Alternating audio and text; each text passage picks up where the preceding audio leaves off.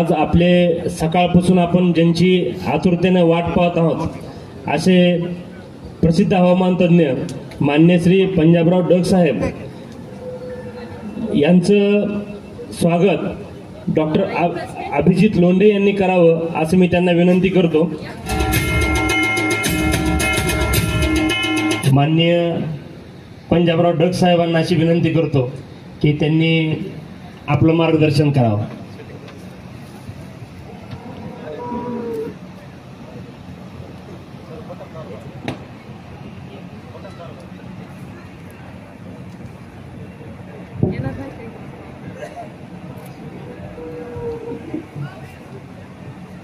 किसान मित्र कृषी प्रदर्शन,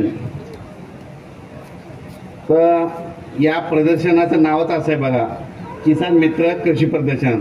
तर तुम्हाला एक माहीत असं सांगतो, डॉक्टर साहेब लोंढे साहेब आणि त्यांचे संपूर्ण मित्रमंडळ म्हणजे 1997ला 10वीमध्ये असताना एकत्र असताना तर त्यांनी एक ठरवलं होतं की भविष्यामध्ये आपल्या शेतकऱ्यासाठी काहीतरी करायचं। तर त्यानुसार असे वेगवेगळे शेतकऱ्यासाठी कार्यक्रम आयोजित करतात, प्रदर्शन, तसेच वेगवेगळे सांस्कृतिक कार्यक्रम, असे वेगवेगळे कार्यक्रम ठेवतात। त्यांच्या कार्यक्रमाला माझ्याकडून पंजाब डगकडून आभार भरून शुभेच्छा देतो। परत उत्तर प्रगती हो अशी विश्वचरणी प्रार्थना करतो आणि विषयाकडे होतो। आणि सर्वप्रथम दिलगिरी व्यक्त करतो, मला उशीर झाला कारण की मी सकाळी 3 वाजता उठलो राहुरीला एका कृषी दालनाच्या उद्घाटनाला गेलो होतो। पण तिथं काय झालं, तिथं ते जे नेते होते ते उशिरा आल्यामुळे तिथं मला उशीर झाला। तरी तिथून नॉनस्टॉप म्हणजे नुसता नाश्ता केला आणि 12 वाजता निघालो, कंप्लीट नॉनस्टॉप इथं आलो। तर त्याबद्दल दिलगिरी व्यक्त करतो। पण उशीर झाला तर काही हरकत नाही, पण मी मात्र पुढच्या वर्षी पाऊस कसा पडणार हे मात्र सगळं सांगतो तुम्हाला। तर विषयाकडे होतो। आजच्या कार्यक्रमाचे अध्यक्ष, स्टेजवर बसलेले सर्व मान्यवर, इथं बसलेले माझे प्रगतशील शेतकरी, तरुण शेतकरी, वयोवृद्ध सगळ्यांना नमस्कार करून विषयाकडे होतो आणि अंदाज सांगतो। पाऊस पाहिजे का तुम्हाला? पण सध्या गहू काढणं चालू आहे, हरभरा काढणं चालू आहे। पाऊस आला तर सगळं विस्कळीत होईल। तुम्हाला एक सांगतो की सध्या काही पाऊस येणार नाही, फक्त आणखीन 2 दिवस मात्र खूप आभाळ येणार आहे, म्हणून हा अंदाज लक्षात घ्यायचा। त्याच्यानंतर या मार्चच्या शेवटच्या आठवड्यात मात्र एकदा अवकाळीचं सावट राहणार आहे, म्हणून हे एक मार्च महिन्याचा अंदाज लक्षात घ्या। हे झालं फक्त 1 महिन्याचा अंदाज। आता हे 2025 आहे, आता 2024। तर 2024ला जसा पाऊस पडला ना, तर तुमच्यासाठी आनंदाची बातमी, 2025ला देखील खूप पाऊस पडणार आहे आणि हे तुमचं तळ देखील भरणार आहे, म्हणून ही देखील तुमच्यासाठी आनंदाची बातमी। त्याच्यानंतर तुम्हाला एक माहीत असं सांगतो की आणखीन काय करा, यापुढे पाऊस कोणालाच विचारत जाऊ नका। एक सोपं सांगतो की 2024ला खूप पाऊस पडला, 25ला देखील यावर्षी खूप पडणार आहे, 26ला मात्र कमी राहणार आहे, पिकं चांगली येणार आहे, 27-28 खूप पडणार आहे, 29ला कमी पडणार आहे, 30-31ला जास्त पडणार आहे, 2032ला कमी पडणार आहे, 33-34ला खूप पडणार आहे, 2035ला कमी पडणार आहे, 36-37 जास्त पडणार आहे, 2038ला कमी राहणार आहे, 39-40 जास्त पडणार आहे, 2041ला कमी पडणार आहे, 50 पर्यंत सांगायचं का, पण तुमच्या लक्षात राहणार नाही। म्हणजे जसं वेळ भेटेल तसं तुम्हाला सांगत आहे। पण तुम्हाला एक सांगतो की 2 वर्ष पाऊस पडणार, 1 वर्ष थोडा कमी राहणार, पण ज्या वर्षी कमी राहील त्या वर्षी पिकं चांगली येतील, म्हणून हे लक्षात घ्यायचं। तर हे झाला फक्त 10-12 वर्षाचा अंदाज। तर तुम्हाला एक सांगतो, पुढच्या वर्षी पाऊस कधी पडणार आहे आता यापुढे कोणाला विचारू नका। तुम्ही काय करा, यापुढे एक लक्षात द्या, पाऊस 4 महिने, थंडी 4 महिने आणि उन्हाळा 4 महिने, हे झाले 3 ऋतू। दरवर्षी पाऊस कधी येतो? 7 जूनला येतो। लहान मुलाला जरी विचारलं पाऊस कधी येणार तर ते म्हणतात 7 जूनला येतो। पण या ग्लोबल वॉर्मिंगमुळे काय झालं, या 5 ते 7 वर्षामध्ये निसर्ग 22 दिवस पुढे सरकला, थंडी 22 दिवस पुढे सरकली, उन्हाळा 22 दिवस पुढे सरकला आणि पावसाळा 22 दिवस पुढे सरकला। मग दरवर्षी पाऊस कधी येतो? 7 जूनला येतो। मग आता यापुढे लक्षात घ्यायचं, निसर्ग 22 दिवस पुढे सरकला, मग आपण देखील आता पुढे सरकायचं। म्हणजे पाऊस कधी येणार? म्हणजे तुम्हाला एक सांगतो, या ठिकाणी जे शेतकरी बसलेले तुमचे कळंब तालुक्यातले 27, 28, 29, 30 जूनला सोयाबीन पेरायलेले दिसते, म्हणून हे अंदाज आता लक्षात घ्या। म्हणजे जूनच्या शेवटच्या आठवड्यात पाऊस येणार आहे, म्हणून हे अंदाज लक्षात घ्यायचा। 15-16 जूनला येणार आहे, पण त्याच्यात काही भागात ती पेरणी होणार आहे म्हणून हे लक्षात द्यायचं.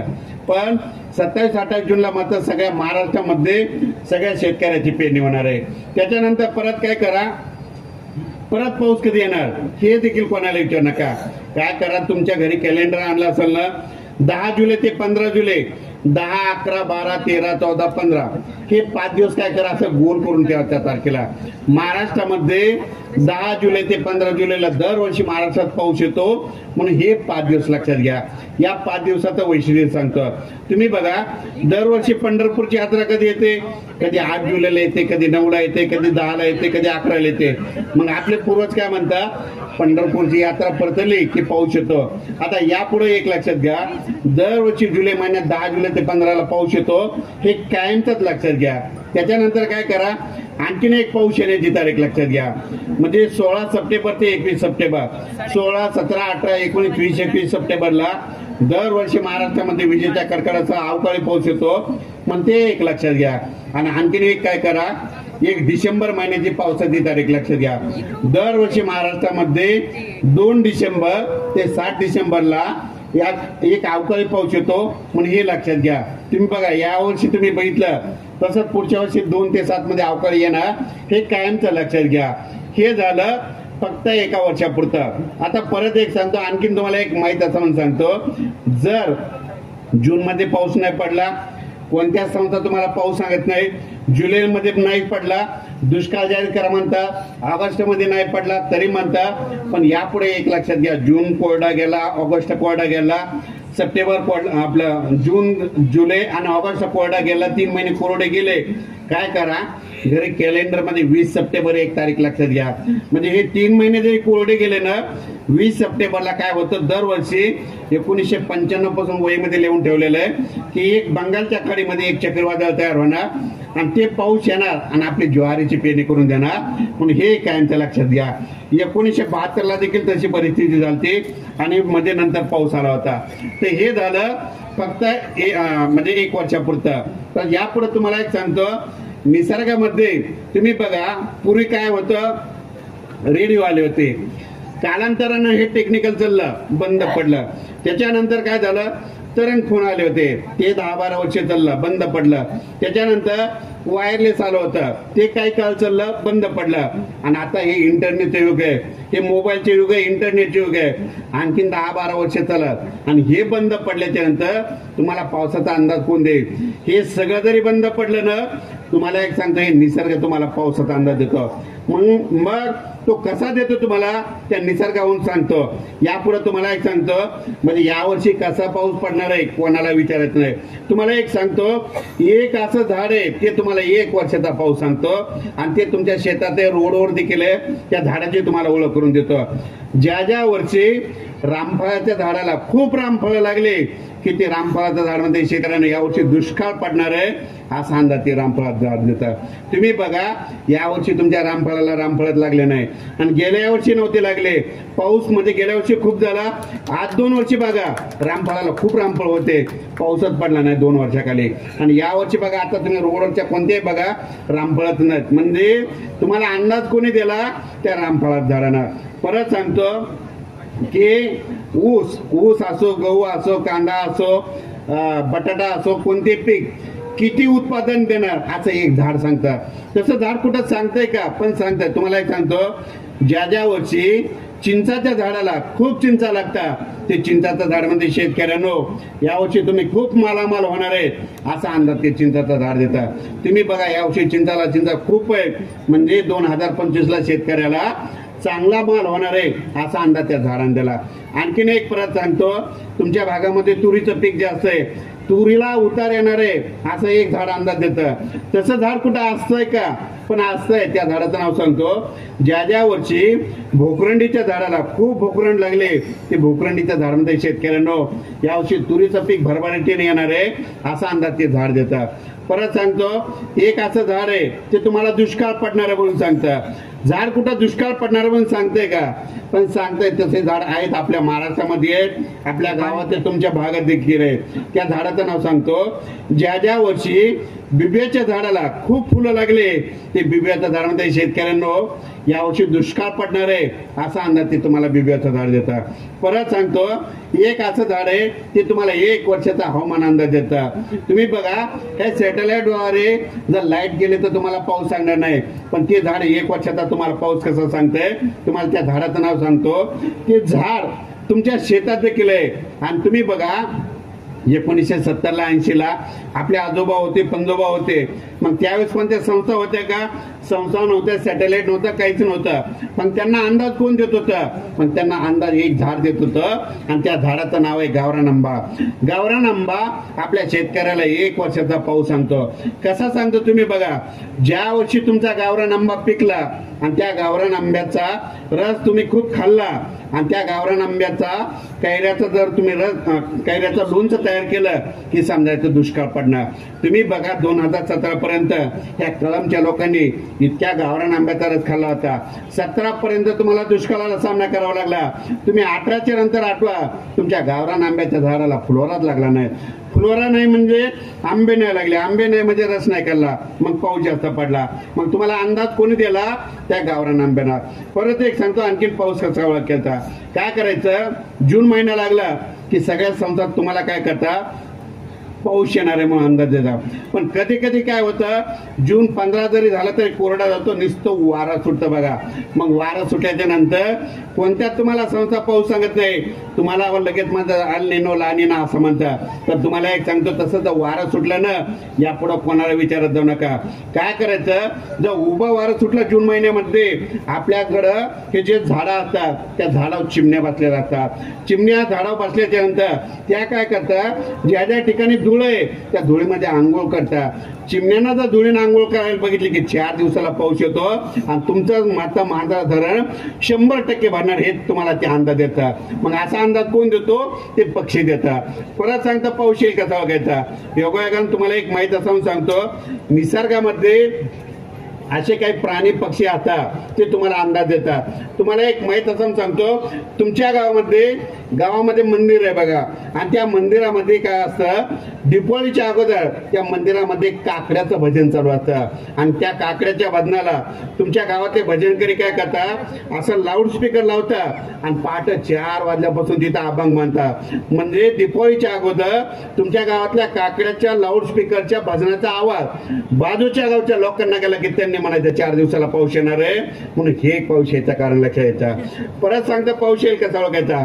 काय करायचं की आपण शेतामध्ये गेल्याच्या नंतर दररोज काय होतं की शेतात गेल्याच्या नंतर आकाशामधून दररोज विमान जातात. त्या विमानाचा तुम्हाला कधीच आवाज येत नाही, पण पावसाळ्यामध्ये तुम्ही शेतात गेले आणि विमानाचा आवाज येऊ लागला, आपण म्हणायचं 4 दिवसात पाऊस येणार आहे, म्हणून हे एक पाऊस यायचं कारण लक्षात घ्यायचं.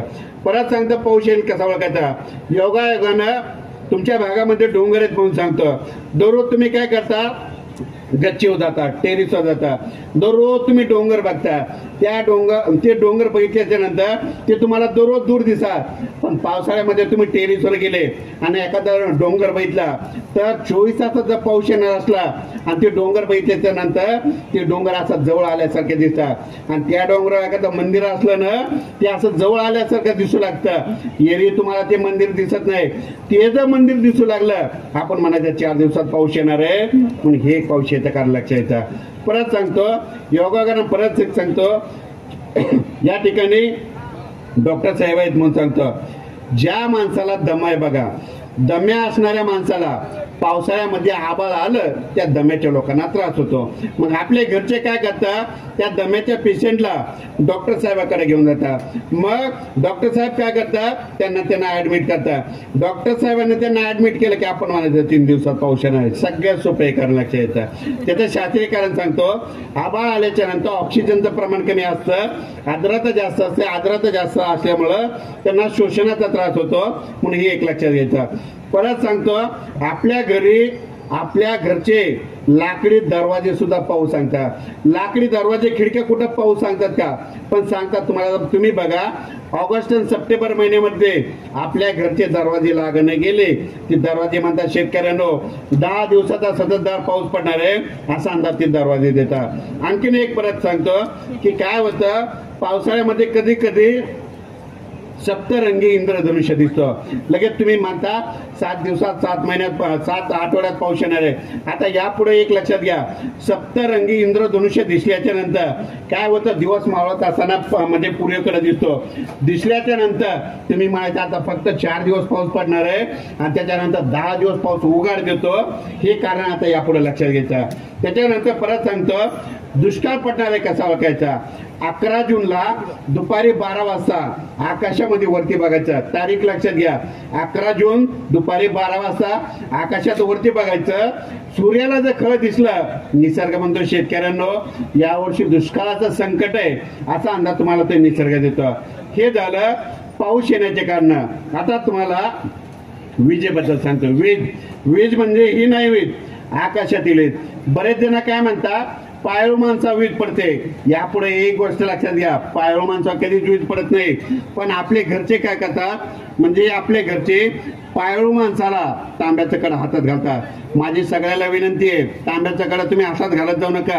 तांब्याचा कडा तुम्ही पावसाळ्यात घातलं आणि बाहेर विजा कडकडायला लागल्या आणि तुम्ही बाहेर गेला, बिलकुल तुमच्या अंगावर वीज पडते. म्हणून विजा कडकडत असताना हातामध्ये तांब्याचा कडा घालायचं नाही. या विजेबद्दल तुम्हाला सविस्तर माहिती सांगतो.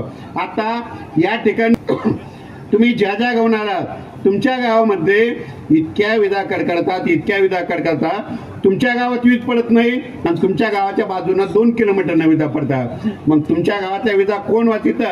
तुमच्या गावातल्या विजा वाचणार कोण माहितीये का? तुमच्या गावातल्या विजा वाचणार तुमच्या गावातलं ते मंदिरावचं कळस आहे बघा, वाटल्या सोयीमध्ये लिहून ठेवा. भविष्यात जर तुमच्या गावात वीज पडली ना, तुमच्या गावातल्या त्या मंदिराच्या कळसावर पडत, कळस तुटून जाईल पण त्या गावात कोणाच्या घरात पडणार नाही असा अंदाज लक्षात घ्यायचा. तर या विजेबद्दल तुम्हाला सविस्तर माहिती सांगतो.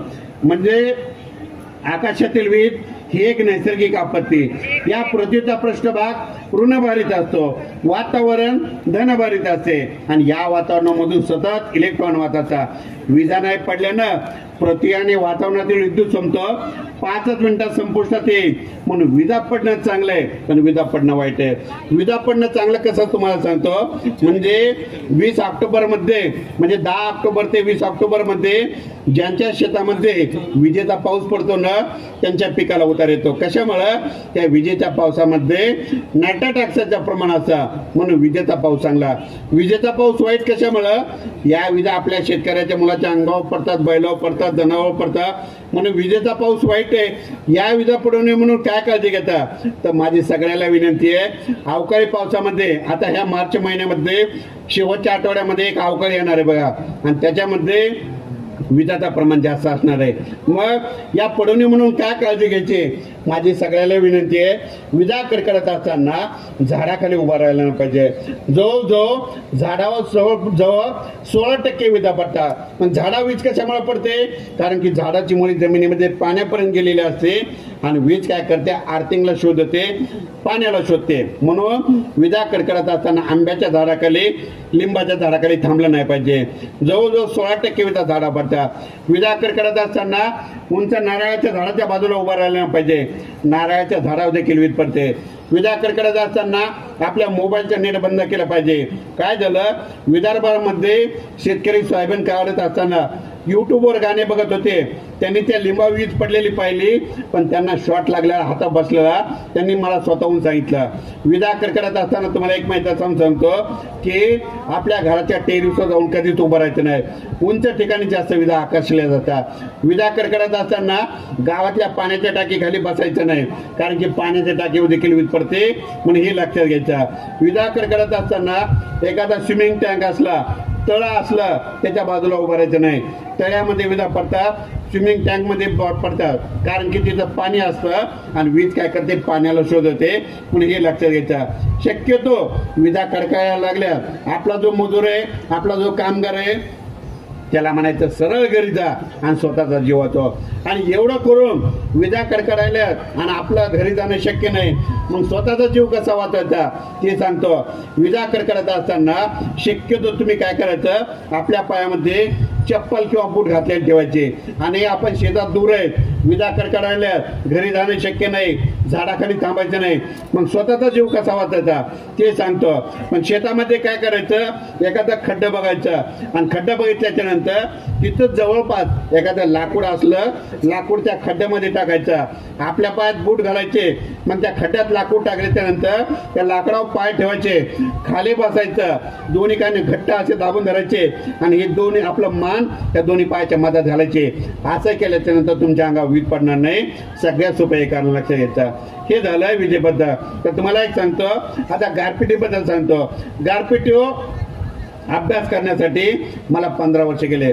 महाराष्ट्रात तुम्हाला सांगतो, ज्या ज्या ठिकाणी गारपीट झाली ना, 50 डोंगराव गेलो, एक लक्षात आलं, डोंगराव गारपीट व्हायली आणि काळ्या जमिनी व्हायना. मग तिथं एक गोष्ट लक्षात आली, 50 वेळेस तेच लक्षात आलं, म्हणजे ज्या ज्या ठिकाणी खडक असतं ना तिथं गारपीट होते आणि काळ्या जमिनी होत नाही. आता तुम्हाला एक सांगतो, या गावात तुम्ही बघा, तुमच्याकडे एकदा गारपीट झाली होती, ज्या ज्या ठिकाणी हलकी जमीन आहे, खडकाची जमीन आहे, तिथंच गारपीट होते. हे कायमचं लक्षात घ्या, तुम्हाला कोणता तज्ञ सांगणार नाही. दरवर्षी आपल्या देशामध्ये 22 फेब्रुवारी ते 10 मार्च दरम्यान गारपीट होत असते. हे कायमचं लक्षात घ्या.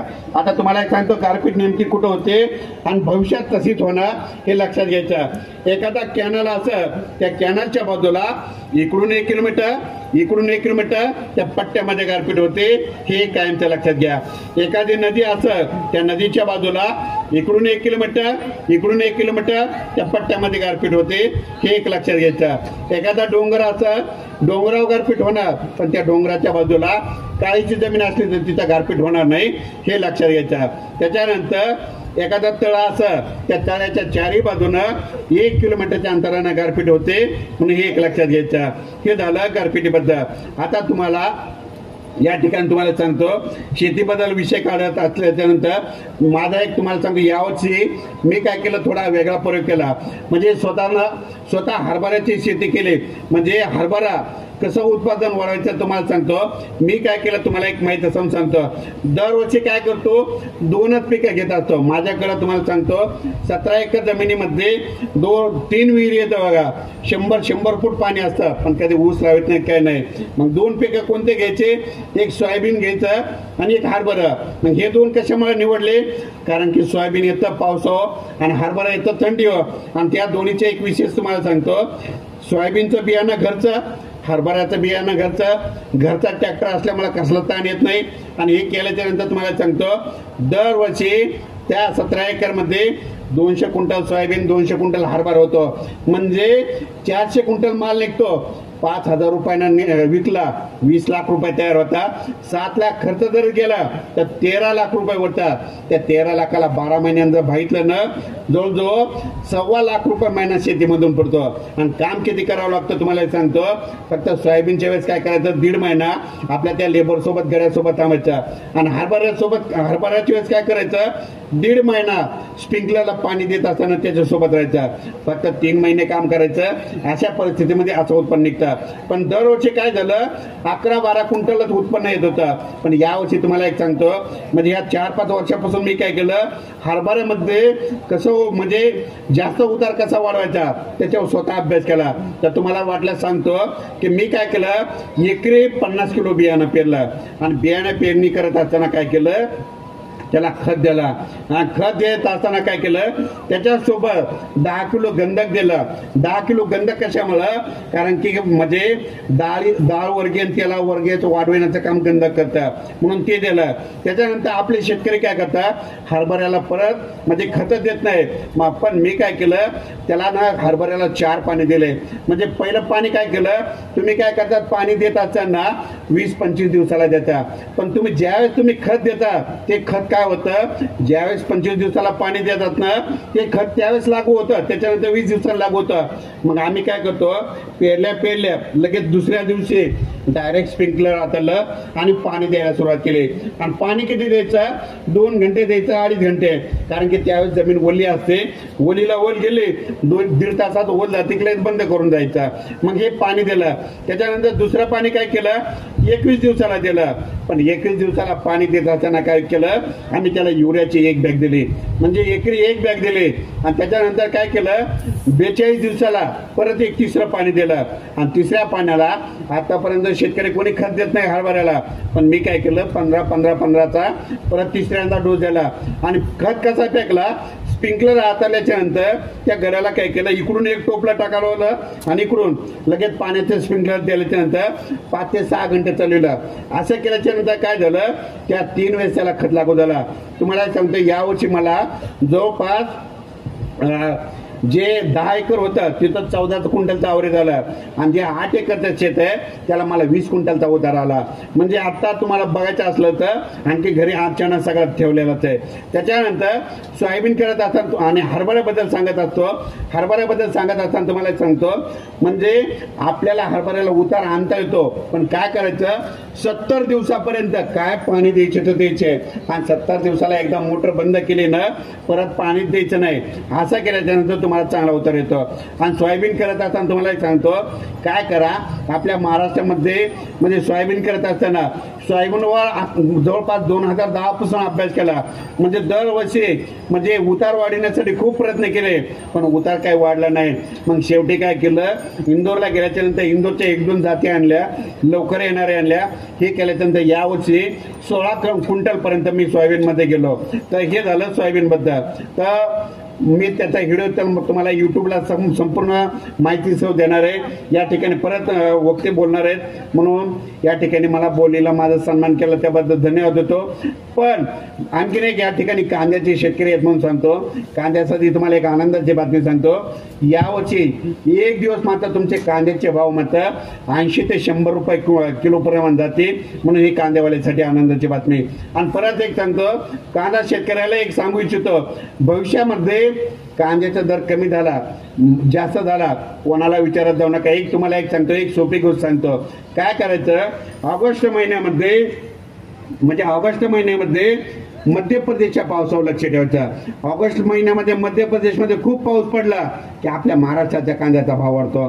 त्याच्यानंतर काय करायचं, सप्टेंबर-ऑक्टोबर मध्ये आंध्र प्रदेश, तामिळनाडू आणि कर्नाटक या 3 राज्यात खूप पाऊस झाला की आपल्या महाराष्ट्रात म्हणजे कांद्याचा भाव वाढतो. आणि जर आपल्या वेळेस पाऊस आला तर मग त्यांचा भाव वाढतो. म्हणजे हे कांद्याचं गणित कसं सरकारवर डिपेंड नसतं, म्हणजे या निसर्गावर सुद्धा अवलंबून आहे. म्हणजे पाऊस मध्य प्रदेश आणि कर्नाटक, तामिळनाडूमध्ये जास्त झाला, आपल्या महाराष्ट्राच्या कांद्याचा भाव वाढतो. हे एक माहिती समज सांगितलं. तर भविष्यामध्ये तुमच्या कार्याचं देखील नुकसान होऊ देणार नाही या स्टेजवर थांबतो. जय हिंद, जय महाराष्ट्र. हॅलो, धन्यवाद पंजाबजी. आता डॉक्टरसाहेबांनी बोलता पूर्ण वर्षाचा पावसाचा अंदाज तर सांगितलाच, पण त्याबरोबरच आमच्या ग्रुपसाठी एक आनंदाची बातमी सांगितली की जानेवारी महिन्यात अवकाळी पावसाची काही लक्षणं नाही आहेत. जानेवारी 2026 आपलं दुसरं कृषी प्रदर्शन जानेवारी 2026 मध्ये होणार आहे. त्यासाठी डॉक्टर साहेबांचं हार्दिक अभिनंदन आणि धन्यवाद. हॅलो, यानंतर आत्ताच काही मान्यवर आपल्या इथे उपस्थित झालेले आहेत. मी शीतल कवडे यांना विनंती करतो की त्यांनी डॉक्टर रामकृष्ण लोंढे सरांचं सत्कार करायचा आहे.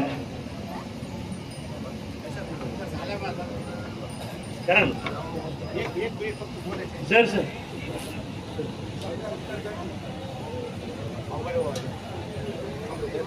यानंतर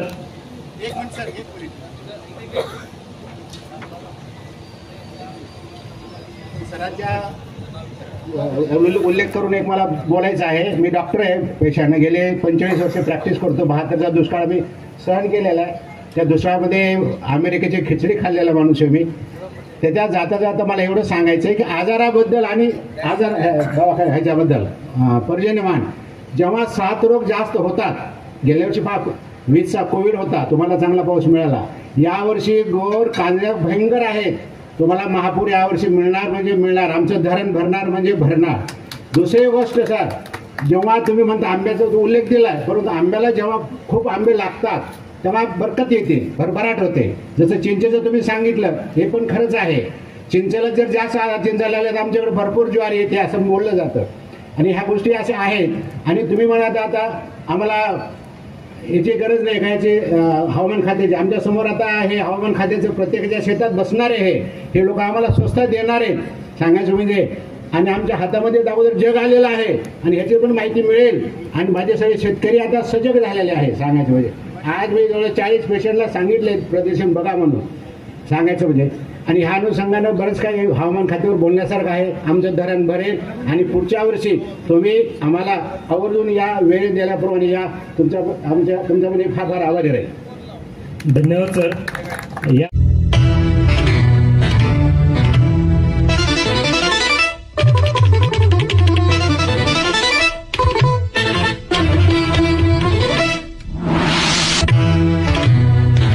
न्यूज 1 महाराष्ट्र.